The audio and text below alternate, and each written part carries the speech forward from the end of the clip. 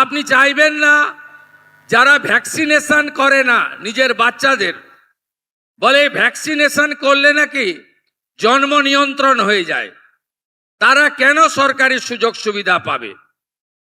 যারা সরকারি স্কুলে বাচ্চাদেরকে ভর্তি করেন না, সরকার অনুমোদিত স্কুলে বাচ্চাদের ভর্তি করেন না, যারা এমন জায়গায় বাচ্চাদেরকে ভর্তি করান যেখানে তাদেরকে এমন শিক্ষায় শিক্ষিত করা হয় যেখানে বন্দে মাতরম গাইতে বা জাতীয় সঙ্গীত গাইতে তাদের অসুবিধা হয়, তারা কেন সরকারি সুযোগ সুবিধা পাবে?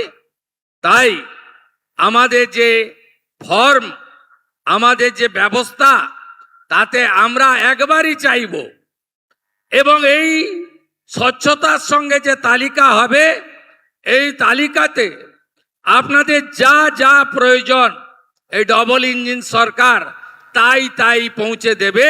যেখানে দুর্নীতি থাকবে না, মধ্যস্বত্বভোগী থাকবে না, আপনারা প্রতারিত হবেন না, আপনারা একজন এই রাজ্যের নাগরিক হিসেবে আপনার অধিকার আপনি পাবেন।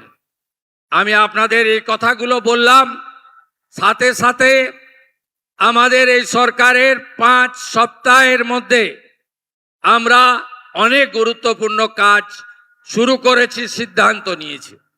আমরা দেশকে সুরক্ষিত করার জন্য সীমান্তের জমি বিএসএফকে হস্তান্তর করা, জনগণনার কাজ শুরু করানো, বিএনএস এর আওতায় আইনের শাসন প্রতিষ্ঠিত করা, দুর্নীতিগ্রস্ত এবং অত্যাচারীদের বিরুদ্ধে কঠোর আইনি ব্যবস্থা করা, শাসকের আইন নয় আইনের শাসন প্রতিষ্ঠা করা, এটা আমাদের লক্ষ্য।